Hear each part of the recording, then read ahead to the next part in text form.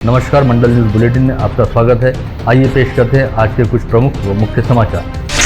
अमरावती मनपा की तरफ से वर्ष 2023-24 से अमल में लाए गए नए संपत्ति कर व वसूली को शासन की तरफ से स्थगिति दी गई है। इस संदर्भ में विधायक सुलभा खोड़के द्वारा पिछले 4 से 5 माह से राज्य के मुख्यमंत्री एकनाथ शिंदे व उप मुख्यमंत्री अजित पवार तथा देवेंद्र फडणवीस इनसे मिलकर प्रयास जारी थे। ऐसे में शासन की तरफ से अमरावती मनपा के वर्ष 2024 के बढ़ाए गए संपत्ति कर को स्थगित देकर आदेश जारी किए जाने से शहर वासियों को बड़ी राहत मिली है। इस बाबत विधायक सुलभा खोड़के व संजय खोड़के ने आज शाम मनपा आयुक्त सचिन कलंत्रे के साथ मनपा में बैठक लेकर संबंधित आदेश का पत्र उन्हें सौंपा। नागरिकों को 2 गुने से लेकर 4 गुना तक कर बढ़ाकर सभी को दिए जाने से नागरिकों में तीव्र रोष निर्माण हो गया था। नई कर मूल्यांकन प्रक्रिया यह तकनीकी दृष्टि से काफी पेचीदा है। नियमानुसार न रहने से यह कर वृद्धि कम करने संदर्भ में कानूनी बातों की जाँच करे और अमरावती मनपा का इस संदर्भ का प्रस्ताव पुनर्विलोकन के लिए समिति गठित करने बाबत विधायक सुलभा खोड़के ने तत्कालीन मनपा आयुक्त तथा प्रशासक को पत्र के जरिए सूचित किया था। इस विषय में गत 10 मार्च को राज्य के मुख्यमंत्री एकनाथ शिंदे को ज्ञापन देकर अमरावती मनपा के नए टैक्स को स्थगित देने की मांग की थी और सभी बातों का विचार कर बेस रेट के मुताबिक ही इस वर्ष का संपत्ति कर लागू करने के लिए उच्च स्तरीय समिति गठन करने और तब तक नए संपत्ति कर को स्थगिति देकर नए आदेश जारी करने की मांग की थी। इस पर अमरावती मनपा आयुक्त को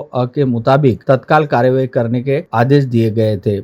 7 अगस्त को राज्य के उप मुख्यमंत्री अजित पवार ने विधायक सुलभा खोड़के की मांग को गंभीरता से लेते हुए एकनाथ शिंदे को पत्र देकर वर्ष 2024 के नागरिकों को दिए गए हाउस टैक्स को स्थगिति देने और इस बाबत आदेश देने के निर्देश निकालने का अनुरोध किया था। मुख्यमंत्री ने इसके मुताबिक नगर विकास विभाग के प्रधान सचिव को आदेश निर्गमित करने के निर्देश दिए थे। 16 अगस्त को इसी विषय पर फिर से सुलभा खोड़के ने मुख्यमंत्री एकनाथ शिंदे को ज्ञापन दिया। तब मुख्यमंत्री सचिवालय की तरफ से भी नगर विकास विभाग के प्रधान सचिव को के मुताबिक आदेश निर्गमित करने के निर्देश दिए गए हैं। इस पत्र निमित्त महाराष्ट्र शासन के नगर विकास विभाग की सहसचिव विद्या हम्पैया के अमरावती मनपा के वर्ष 2024 के बढ़ाए गए टैक्स को स्थगिति देने के आदेश दिए गए हैं। इस संदर्भ में 5 सितंबर 2024 को पत्र जारी कर अमरावती मनपा आयुक्त को उक्त विषय के तहत मनपा के चालू रहे टैक्स के पुनर्मूल्यांकन प्रक्रिया को स्थगिति देने के निर्देश दिए हैं।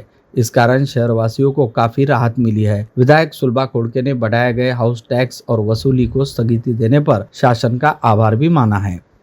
आपल्या अमरावती शहरामध्ये महानगरपालिकेच्या माध्यमातून जो टॅक्स होता, पूर्वीचा टॅक्स होता 90 रुपये, परंतु त्या ठिकाणी घराची अमरावती महानगरपालिका क्षेत्रामध्ये जी घरांची मोजणी होती ती मोजणी झाली होती आणि मोजणी झाल्यानंतर या ठिकाणी महानगरपालिकामध्ये त्या ठिकाणी नगरसेवक नसताना किंवा महापौर नसताना त्या ठिकाणी आयुक्तांना सगळे अधिकार होते आणि आयुक्ताच्या अधिकारामध्ये त्या ठिकाणी आयुक्त साहेबांनी निर्णय घेऊन त्या ठिकाणी आपला हा 90 रुपयाचा 250 रुपयापर्यंत टॅक्स वाढवला होता। कारण आपल्या अमरावती जनतेचा प्रश्न आहे। अमरावतीची जनता आपल्याला माहीत आहे, सर्वसामान्य लोक राहणार आहे, इथे उत्पन्न साधन कमी आहे आणि त्या माध्यमातून त्या ठिकाणी टॅक्स भरा इतका मोठा टॅक्स भरला की 2005 पासून हा टॅक्स लावला नव्हता, परंतु 15 वर्षानंतर एकदम हा इतका 5 पटीने वाढवण्यात आला, काही ठिकाणी 10 पटीने वाढवण्यात आला। म्हणून त्या संदर्भात शासनाकडे वारंवार त्या ठिकाणी पत्रव्यवहार केला, त्या ठिकाणी मीटिंग्स घेतल्या आणि त्या मीटिंग्सच्या माध्यमातून आमच्या अमरावती शहरातील जनतेचा प्रश्न आहे त्या टॅक्स कमी करावा।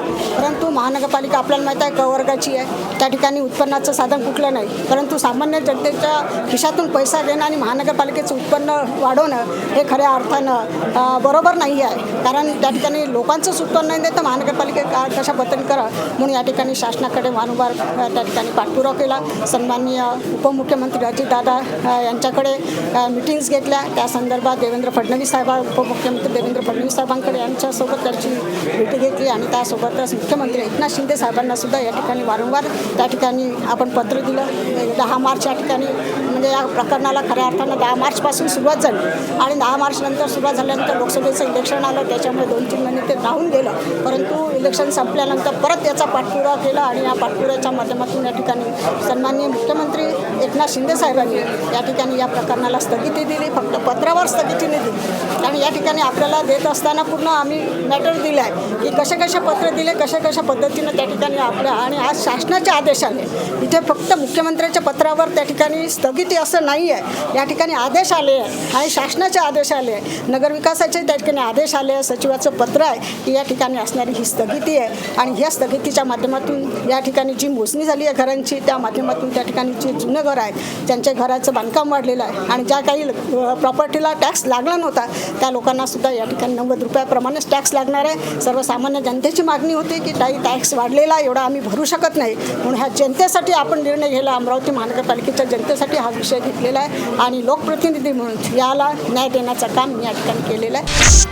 गणेशोत्सव की पूर्व संध्या अमरावती के लोगों को बड़ा गिफ्ट प्राप्त हुआ जब महानगर पालिका द्वारा गत फरवरी माह में बढ़ाए गए बेतहाशा संपत्ति कर पर अंततः आज मुख्यमंत्री एकनाथ शिंदे ने रोक लगा दी है। बडनेरा के विधायक और युवा स्वाभिमान नेता रवि राणा ने आज ही मुख्यमंत्री से मुंबई में भेंटकर उन्हें अमरावती मनपा द्वारा बढ़ाए गए हाउस टैक्स से राहत देने की विनती का पत्र दिया। सीएम को संपूर्ण परिस्थिति की जानकारी देकर जनहित में पुराना टैक्स जारी रखने का अनुरोध किया, जिसे मुख्यमंत्री शिंदे ने हाथों हाथ मान लिया और तत्काल प्रधान सचिव को हाउस टैक्स बढ़ाए जाने के निर्णय पर रोक के लिए कार्यवाही के निर्देश दिए।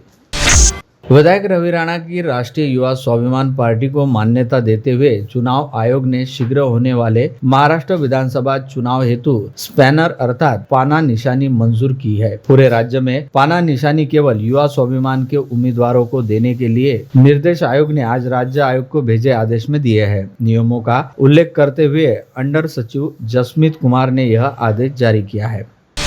विघ्नहर्ता गणेश जी का कल गणेश चतुर्थी के अवसर पर आगमन हो रहा है। अंबानगरी और जिला 10 दिवसीय गणेशोत्सव के लिए रेडी है। बच्चों बूढ़ों के साथ सभी में अपार उत्साह देखा गया है। नगर के अनेक भागों में मिट्टी की मूर्तियों के स्टॉल सजे हैं और वहाँ खरीदारों की भीड़ उमड़ी है। इधर पुलिस प्रशासन ने भी मोर्चा संभाल लिया है। शहर और जिले के हजारों अधिकारी कर्मचारियों के साथ साथ एसआरपी प्लाटून तैनात की जा रही है। सुरक्षा व्यवस्था को सीपी नवीन चंद्र रेड्डी और एसपी विशाल आनंद सर्वोच्च प्राथमिकता दे रहे हैं।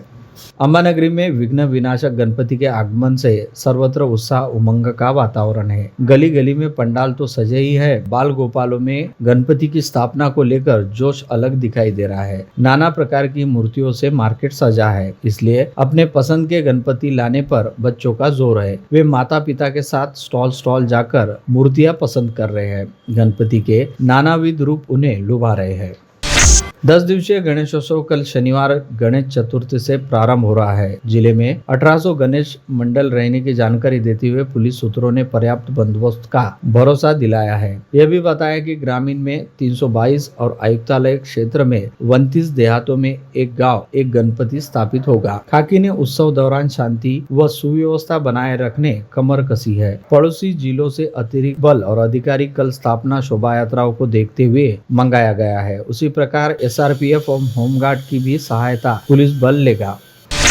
गौरी गणपति के आगमन को अब थोड़ा ही समय बचा है, जिससे नगर के जवाहर गेट, मोची गली, गांधी चौक, वकील लाइन, रविनगर, रुक्मिणी नगर, कंवर नगर, दस्तूर नगर आदि भागों में सजी विविध सजावट की वस्तुओं की दुकानों पर भारी भीड़ बच्चे और उनके माता पिता कर रहे हैं। गणपति के लिए मकर से लेकर सजावटी फूलों की लड़ियां, मोतियों के मालाएं और अन्य साजो सामान की जमकर खरीदारी होने से उपरोक्त भागों में रौनक आ गई है। ये चमक दमक अगले सप्ताह भर भी जारी रहेगी। सजावट के सामान की लंबी सूची कही जा सकती है। 50 रुपए से लेकर 1200 रुपए तक फूलों की लड़ियां और सजावट की सामग्री रहने की जानकारी विक्रेता अमित गोयल ने अमरावती मंडल को दी है।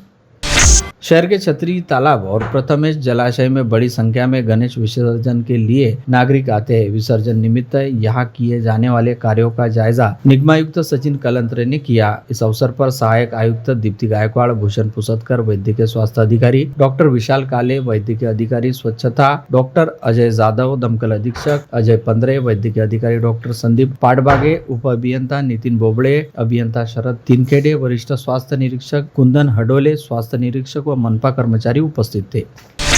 राज्य शासन की ओर से पर्यावरण पूरक पर्व उत्सव मनाए जाने के संदर्भ में दिशा निर्देश प्राप्त है। गणेशोत्सव के लिए उत्कृष्ट गणेश मंडल को शासन की ओर से पुरस्कार देने व उनके चयन करने के कार्य पद्धति निश्चित किए गए हैं, जिसके चलते सार्वजनिक गणेशोत्सव मंडल को शासन स्तर पर पुरस्कार दिए जाएंगे। इसके चलते राज्य शासन के अनुसार मनपा स्तर पर मनपा क्षेत्र के सार्वजनिक गणेशोत्सव मंडल को उत्सव मनाने के लिए पर्यावरण पूरक उपक्रम, जनजागृति इत्यादि बातों का मूल्यमापन कर पुरस्कार देने के संदर्भ में विचाराधीन है। स्पर्धा में मनपा की अनुमति लेने वाले सार्वजनिक गणेशोत्सव मंडल ही सहभागी हो सकते हैं। उत्कृष्ट गणेश मंडल को पुरस्कार के लिए चयन करने के लिए पर्यावरण से संबंधित विविध क्षेत्र में कार्यरत व्यक्तियों के मूल्यमापन समिति गठित की गई है। विजेता मंडलों को नगद राशि, प्रमाण पत्र आदि देकर नवाजा जाएगा।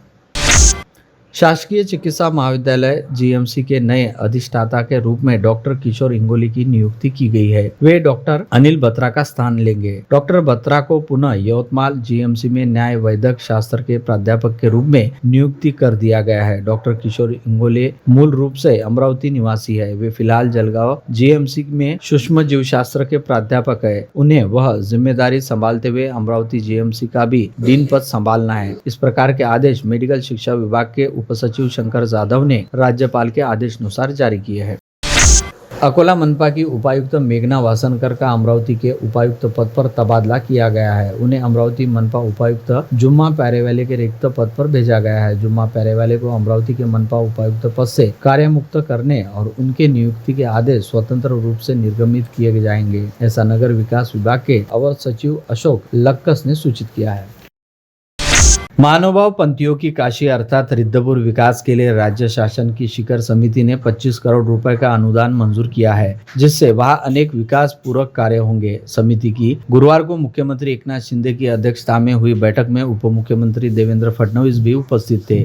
महानुभाव पंथियों के 5 देवस्थानों हेतु 78 करोड़ रुपए की विकास निधि बैठक में मंजूर करने की जानकारी शासन ने दी है, जिसमें बीड जिले के गेवराई के पांचालेश्वर हेतु 7 करोड़ 90 लाख, रिद्धपुर के लिए 25 करोड़, बीड जिले के कोलवाड़ी के लिए 4 करोड़ 54 लाख, भोकरदन में जालीचा देव के लिए 23 करोड़ 99 लाख रुपए, गोविंद प्रभु देवस्थान बिष्णुर जिला वर्धा के लिए 18 करोड़ के प्रारूप को स्वीकृति दी गई है। मेलघाट के अधिकांश क्षेत्र में अभी भी बिजली नहीं पहुंची है। इस कारण आदिवासी बंधुओं को काफी परेशानी का सामना करना पड़ रहा है। चिखलदरा तहसील के जरीदा की 33 केवी विद्युत लाइन और उपकेंद्र को वन विभाग की अनुमति देने की मांग सांसद बलवंत वानखड़े ने वन विभाग के प्रधान सचिव रेड्डी से की है। सांसद बलवंत वानखड़े ने आज दोपहर बडनेरा शहर के रेलवे ब्रिज से सटे पुल पर आई बड़ी दरार को प्रत्यक्ष जाकर देखा और महारेल तथा लोनीवी के अभियंता को अतिशीघ्र मरम्मत के निर्देश दिए। किसी बड़े हादसे को टालने के लिए सांसद वानखड़े ने भारी वाहनों की आवाजाही रोकने, एक तरफा यातायात के निर्देश भी दिए। उल्लेखनीय है कि रेलवे ब्रिज में आई दरार से अमरावती मंडल ने कल प्रमुखता से समाचार प्रकाशित किया था, जिसकी दखल सांसद वानखड़े ने तुरंत ली। वे पूर्व सांसद और शिवसेना नेता अनंत गुड़े के साथ मौके पर पहुंचे थे। अमरावती जिले सहित शहर के स्वच्छता विभाग की अनदेखी के कारण शहर में 8 माह में कुल 126 तथा पिछले 36 दिनों में डेंगू के 100 मरीज पाए गए हैं, जबकि ग्रामीण क्षेत्र में 8 माह में 135 तथा 1 जनवरी से 5 सितंबर की अवधि में कुल 261 मरीज पाए जाने से स्वच्छता व स्वास्थ्य यंत्रणा की कार्यप्रणाली पर सवाल उठाए जा रहे हैं। श्रीकृष्णपेट के श्रीकृष्ण गणेशोत्सव मंडल ने इस बार 65वां उत्सव मनाए जाने के साथ ही श्री सृष्टि विनायक की गाजे बाजे से स्थापना की जाएगी। उसी प्रकार 10 दिनों तक विविध कार्यक्रम रखे गए हैं। ऐसी जानकारी आज दोपहर आयोजित प्रेस वार्ता में मंडल के अध्यक्ष सौरभ दीक्षित, उपाध्यक्ष मोहित अग्रवाल, सागर जडिया, सचिव सागर खंडेलवाल, कोषाध्यक्ष सिंह श्रेणिक बोथरा, सह कोषाध्यक्ष नोमित विश्वकर्मा और कार्यकारिणी ने दी।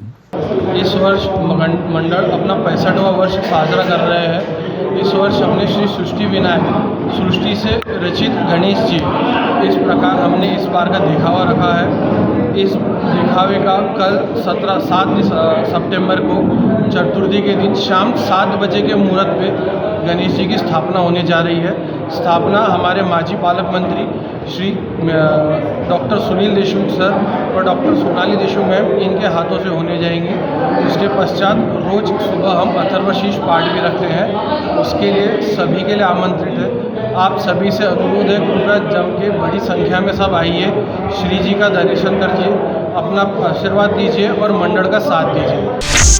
बुधवार का आजाद हिंद मंडल इस बार 97वें साल में पदार्पण कर रहा है। मंडल की परंपरा के अनुसार भव्य दिव्य गणेशोत्सव मनाया जाएगा। मंडल का गणेशोत्सव संपूर्ण महाराष्ट्र में प्रसिद्ध है। मंडल ने इससे पूर्व कई भव्य दिव्य झांकियां तैयार की है। इस वर्ष भी गणेशोत्सव बड़े ही उत्साह के साथ मनाने का सुनिश्चित किया गया है। इस बार श्री दत्तगुरु अवतार झांकी तथा श्री दत्तगुरु भगवान की 20 फीट ऊंची प्रतिमा विशेष आकर्षण रहेगी। यह जानकारी आजाद हिंद मंडल के कार्याध्यक्ष व पूर्व महापौर विलास सिंगोले इन्होंने आज श्रमिक पत्रकार संघ में ली पत्रकार परिषद में दी। उन्होंने जानकारी देते हुए बताया कि श्री की स्थापना की भव्य शोभा यात्रा कल दोपहर 3 बजे मंडल से निकलेगी। शहर के मुख्य मार्केट से परिक्रमा करने के बाद शोभा यात्रा मंडल में पहुंचेगी। आकर्षक विद्युत रोशनाई गणेशोत्सव में आकर्षक रहेगी। रविवार 8 सितंबर को श्री दत्तगुरु अवतार झांकी का उद्घाटन शाम 7 बजे होगा।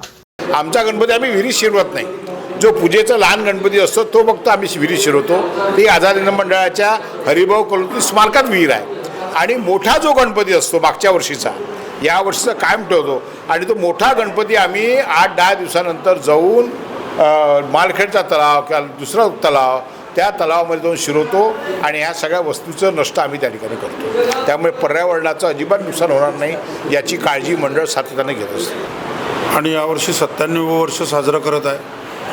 म्हणजे 100 वर्षात 3 वर्षांनी आमचं पदार्पण होणार आहे। त्यासाठी आगळा वेगळा उपक्रम मोठा होणारच आहे, परंतु आताही त्याच दिमाखात आम्ही उत्सव साजरा करत असतो। यावेळेला भगवान दत्तगुरूचा अवताराचं देखावा 20 फुटाची भगवंताची मूर्ती आहे आणि भगवंताचे सगळ्या ज्या लीला आहे त्या स्वर्गीय हरिभाऊ कलोती स्मारकामध्ये आहे। आणि मंडळाच्या पोरांचा लेझिम, मंडळाच्याच महिलांचा वारकऱ्यांची एक टीम आणि हजारो लाखो लोक गणेश उत्सवाच्या निमित्तानं जुने अमरावतीत येतात आणि मोठा नवसाला पावणारा जसा लालबागच्या राजाचा उल्लेख राज्यामध्ये होतो मुंबईच्या, तसा उल्लेख नवसाला पावणाऱ्या गणपतीचा आमच्या मंडळाचा जुन्या अमरावतीच्या मंडळांचा गणेश उत्सव आम्ही सर्व लोक साजरा करत असतो। अमरावती शहर के साइंसपुर मैदान पर श्री रुक्मिणी गणेशोत्सव मंडल पिछले 39 वर्षों से गणेशोत्सव बड़े ही हर्षोल्लास के साथ मनाया जाता है। हर वर्ष यह आकर्षक झांकियों को साकार किया जाता है। इस वर्ष इस पंडाल द्वारा उज्जैन के महाकालेश्वर मंदिर की झांकी साकार की जा रही है। साथ ही 12 ज्योतिर्लिंग के दर्शन की झांकी भी प्रस्तुत की जाने वाली है। इसी जानकारी मंडल के अध्यक्ष भूषण फरतोडे ने साइंसपुर मैदान पर आज आयोजित पत्रकार परिषद में दी। केंद्र और राज्य सरकार का निषेध करते हुए अमरावती शहर जिला कांग्रेस ने प्रदेशाध्यक्ष संध्या सवालाखे और विधायक यशोमती ठाकुर के आदेशानुसार शुक्रवार दोपहर कांग्रेस नगर में प्रतिभादाई पाटिल के घर के पास खर्चे पे चर्चा व महंगाई पे चर्चा कार्यक्रम आयोजित किया, जिसमें शहर अध्यक्ष जयश्री वानखड़े के नेतृत्व में सैकड़ों महिलाओं ने सहभाग लिया। इन महिलाओं ने मोदी सरकार और महायुति सरकार की बखिया उखेड़ी। दोनों ही सरकारों को ताने भी मारे गए। कारण नारी न्याय आम्हाला कुठेच अजूनही महिलांना न्याय मिळालेला नाही आहे। 1500 रुपयांनी होणार नाही आहे। 2013 पासून तर 2014 पर्यंत बघा या काळामध्ये काय महाग झालं बघा। गहू बघा आधी 18 रुपये होते, आज 50 रुपयापर्यंत गहू गेले आहे। ज्वारी बघा, ज्वारी पण 20 रुपये होती, आज 60 रुपये ज्वारी झाली आहे। साखरेचे बघा, साखरेचे भाव, डिझेलचे भाव, पेट्रोलचे भाव, सोयाबीन ऑइल हे सगळं महागलं आहे। सर्वसामान्य जनतेला काहीच परवडणारं नाही आहे। सर्वात जास्त माझ्यासोबत ज्या या सर्वसामान्य महिला आहे याची झड त्यांना आहे। विगत दिनों अपने भड़काऊ भाषण से राज्य में दो समाजों के बीच तनाव उत्पन्न करने व दंगा भड़काने वाली स्थिति निर्माण करने वाले भाजपा विधायक नितेश राणे पर भारतीय दंड संहिता की धारा 302, 351(2), 352, 353(2) व 153 के तहत कार्यवाही करने की मांग राष्ट्रवादी कांग्रेस पार्टी शरद पवार गट के अल्पसंख्यक विभाग शहर अध्यक्ष वहीद खान ने पुलिस आयुक्त नवीन चंद्र रेड्डी को अपने शिकायत पत्र में की है। राज्य में बढ़ रही मुस्लिम विरोध वक्तव्य व हिंसाचार की घटनाओं को रोकने व मुस्लिम विरोधी राजनीति पर कड़ी कार्रवाई करने सहित मुस्लिमों की भावनाओं को दुखाने वाले रामगिरी महाराज की गिरफ्तारी सहित नीतीश राणे पर एमपीडीए के तहत कड़ी कार्रवाई करने की मांग आज शुक्रवार को जिलाधिकारी कार्यालय के सामने एक दिवसीय धरना आंदोलन के माध्यम से social democratic party of India SDPI के मार्फत जिलाधिकारी तथा पुलिस महासंचालक मुंबई से की गई। पूर्व महापौर विलास इंगोले के जन्मदिन अवसर पर अमरावती शहर कांग्रेस कमेटी के अल्पसंख्यक उपाध्यक्ष जुबेर खान व महासचिव आमिर शेख की ओर से नालसापुरा में जरूरतमंदों को छतरी व कुबड़ी का वितरण किया गया। शिक्षक दिन निमित्त गुरुवार 5 सितंबर को राज्य शासन की तरफ से राज्य स्तरीय आदर्श शिक्षक पुरस्कार प्रदान किए गए। मुंबई में हुए समारोह में अमरावती तहसील के चंद्रभानजी विद्यालय कुंड सरजापुर के सहायक शिक्षक व दैनिक हिंदुस्तान परिवार के शरद गडीकर का शिक्षा मंत्री दीपक केसरकर, विधानसभा सभापति राहुल नार्वेकर के हाथों पुरस्कार, सम्मान चिन्ह व नगद राशि देकर सम्मान किया गया। मुर्शिदापुर की प्रतिष्ठित महिला चिकित्सक डॉक्टर खुशबू स्वप्निल गुल्लानी की गुरुवार सवेरे संदिग्ध मृत्यु हो जाने से यह चर्चा उफान पर है। बताया गया कि डॉक्टर खुशबू गुल्लानी का 8 दिन पहले कंजरा रोड पर उनके फार्म हाउस के पास गाड़ी से गिर जाने के कारण अपघात हुआ था। उन्हें शहर के प्रसिद्ध अस्पताल में भर्ती किया गया। हालत नाजुक होने से उन्हें नागपुर के बड़े निजी अस्पताल में रेफर किया गया। यहाँ भी 6 दिनों से उपचार चल रहा है। गुरुवार सवेरे मृत्यु का समाचार आ पहुंचा, जिससे शहर में काफी खलबली मच गई है। चांदूर बाजार में आगामी गणेशोत्सव, ईद ए मिलाद, दुर्गा उत्सव व अन्य त्योहारों को देखते हुए चांदूर बाजार पुलिस स्टेशन द्वारा शांतता समिति की बैठक का आयोजन किया गया। इस आयोजन में अध्यक्ष के रूप में अमरावती जिला ग्रामीण पुलिस अधीक्षक विशाल आनंद उपस्थित थे। कार्यक्रम में थानेदार सूरज बुंडे, ब्राह्मणवाड़ा थड़ी के थानेदार उल्लास राठौड़ व अन्य पुलिस अधिकारियों ने उचित मार्गदर्शन किया। इस समय ग्रामीण पुलिस अधीक्षक विशाल आनंद ने अपने मार्गदर्शन भाषण में कहा कि कानून का पालन करने वाला हमारा दोस्त है, कानून का उल्लंघन करने वालों को खाकी सबक सिखाएंगी। ऐसा सीधे शब्दों में कानून का उल्लंघन करने वालों को चेताया गया। अमरावती शहर के पश्चिमी क्षेत्र पैराडाइज कॉलोनी के मुख्य रास्ते पर अवैध पार्किंग के चलते नागरिकों को और स्कूली छात्रों को दिक्कतों का सामना करना पड़ रहा है। ऐसे में आज यातायात विभाग की PI ज्योति विलेकर ने पश्चिम क्षेत्र के ट्रांसपोर्ट नगर इलाके का दौरा किया था। ट्रक ट्रांसपोर्ट नगर व पैराडाइज कॉलोनी के मुख्य रास्तों पर खड़े करने वाले ट्रकों के मालिकों और ड्राइवर को समझाइश देकर भविष्य में वे नो पार्किंग जोन में अपने ट्रक खड़े न करने की हिदायत दी। प्रदेश के गृह विभाग के गुरुवार रात 2 दर्जन से अधिक पुलिस अफसरान के ट्रांसफर आदेश जारी किए गए, जिसके अनुसार नियुक्ति की प्रतीक्षा में चल रहे शुभ कुमार अमरावती में उप विभागीय पुलिस अधिकारी होंगे। ऐसे ही सुशांत सिंह को SRPF का अमरावती समापदेशक नियुक्त किया गया है। नवदीप अग्रवाल वाशिम में SDO और हर्षवर्धन BO यवतमाल के इसी पद पर नियुक्ति दी गई है। शीघ्र ही सभी अधिकारी अपनी नई जिम्मेदारी संभाल लेंगे। ऐसी जानकारी अधिकृत सूत्रों ने दी और बताया कि 17 पुलिस उपायुक्त, पुलिस अधीक्षक और 8 सहायक आयुक्त के स्थानांतरण किए गए हैं। अमरावती जिले के वरुड और धामनगांव रेलवे तहसील में घटित 2 अलग अलग सड़क हादसों में 3 लोगों की मृत्यु हो गई। जानकारी के मुताबिक दुर्घटना में मृतकों के नाम मध्य प्रदेश के पांडरी निवासी सुंदरलाल हीरालाल सयाम, सेंदुरजना घाट के भवानी डोह निवासी बस्तीराम चैतुजी वटकर और यवतमाल के धारफल निवासी अतुल धोटे हैं। महाराष्ट्र मध्य प्रदेश की सीमा पर हीरा देही जंगल परिसर में शुरू रही हाथ भट्टी शराब के अड्डों पर ब्राह्मणवाड़ा थड़ी व आटनेर पुलिस के संयुक्त दल ने 5 सितंबर को तड़के छापा मारा। इस कार्यवाही में 4,25,000 रुपए का माल जब्त कर उसे नष्ट किया गया। विशेष यानी बुधवार को मोर्शी और मुल्ताई पुलिस ने मध्य प्रदेश में जंगल में छापा मारकर गावठी हाथ भट्टी शराब के अड्डे नष्ट किए थे। पश्चात दूसरे दिन महाराष्ट्र और MP पुलिस की सहायता से दूसरे अड्डों को निशाना बनाया गया। गणेशोत्सव की पृष्ठभूमि पर यह कार्यवाही लगातार जारी रहने वाली है। नांदगांव खंडेश्वर तहसील के मावली ग्राम पंचायत के ग्राम सेवक चेतन राठौड़ के आत्महत्या प्रकरण में बडनारा पुलिस ने विस्तार अधिकारी संदीप देशमुख के खिलाफ आत्महत्या के लिए प्रवृत्त करने का मामला दर्ज किया था। इसके विरोध में संदीप देशमुख ने मुंबई उच्च न्यायालय की नागपुर खंडपीठ में गुहार लगाई थी। न्यायालय ने 21 अगस्त को सुनवाई करते हुए संदीप देशमुख के विरोध में बडनेरा थाने में दर्ज FIR रद्द की है।